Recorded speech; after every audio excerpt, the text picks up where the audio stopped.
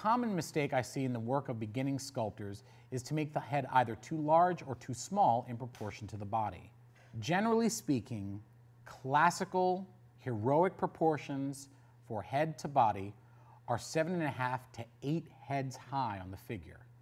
Now that may seem pretty extreme, but believe it or not, when you actually measure it out, it makes the body look heroic, and the head does not look too small.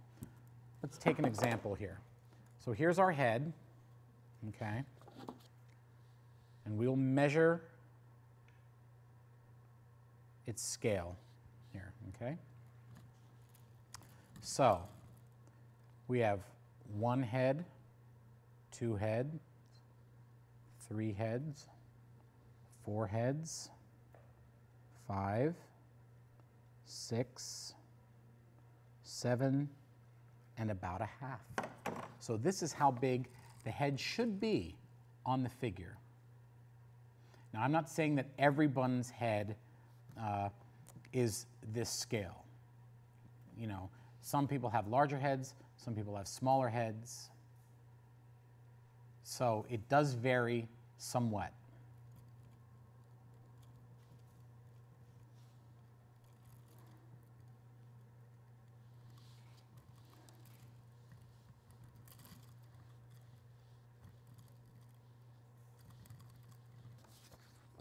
So now I'm just taking a look at some of my reference to make sure that all my proportions are accurate.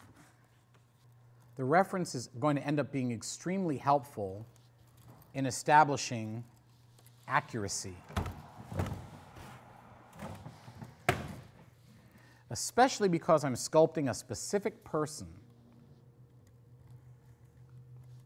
I want to make absolutely sure that everything that I do really, really feels accurate to the reference I have. And the more I look at the reference, the more I see, which is very important. It's not just that you glance at the reference once and then you put it aside. You've got to continually reference it. You've got to continually look at it and make sure that you are still on track, especially when you're doing someone that is specific.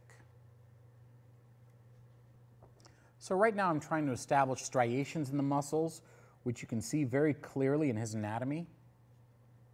One of the defining characteristics of this character is the fact that he is so muscular and ripped, not in a bulky way, but in a kind of wiry, scary Vietnam vet way.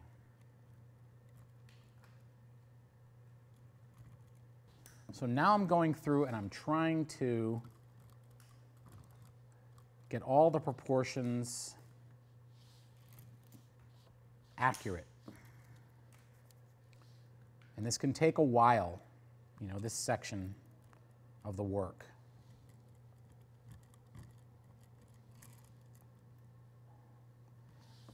It's so important to have patience with yourself as you do this stuff.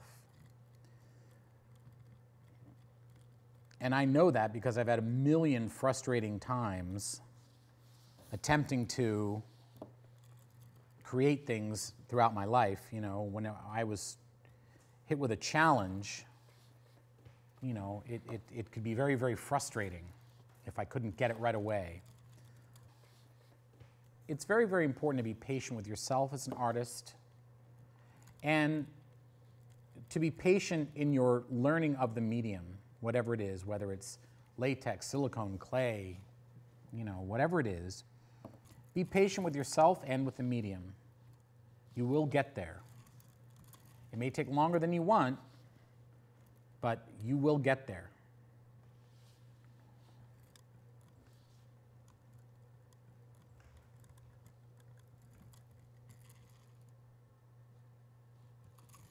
I'm not a big fan of armatures that don't allow you to work them slightly as you're going.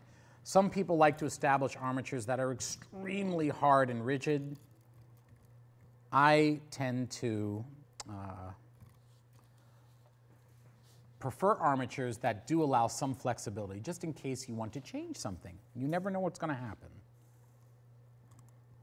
And I honestly can't say I'm good enough that I can make an armature that I never want to tweak even a little bit. That's something I cannot say I'm good enough at.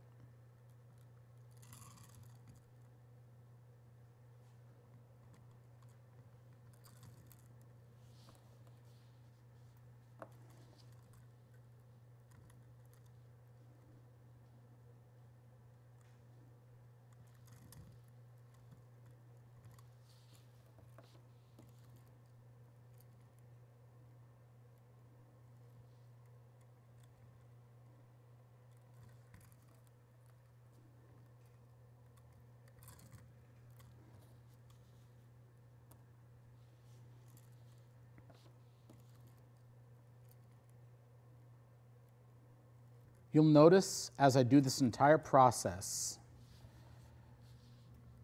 that I am only using my hands. I haven't used any tools really at all.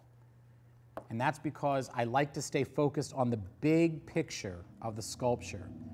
The whole point of sculpture is the form.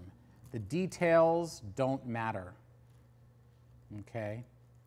So as you work, you want to stay focused on the overall picture, the big form. And when you start moving into tools, you start to get a little sidetracked. You start getting nitpicky. So I think it's very, very important to stay focused on the overall picture.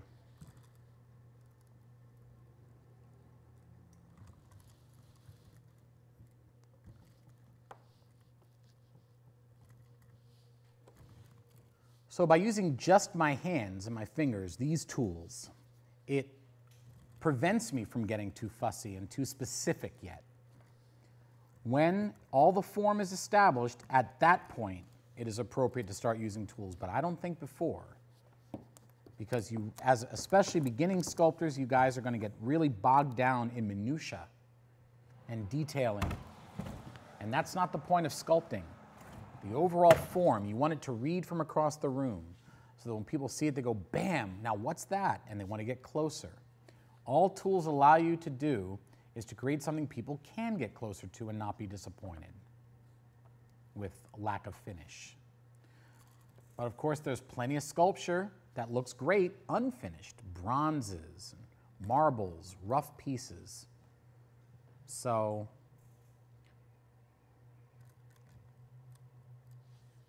keep that in mind, that detail and finishing, while it's something that we do all the time in Hollywood for film and for creating creatures, is not essential to genuine sculpting. You'll see me now establishing the ribs here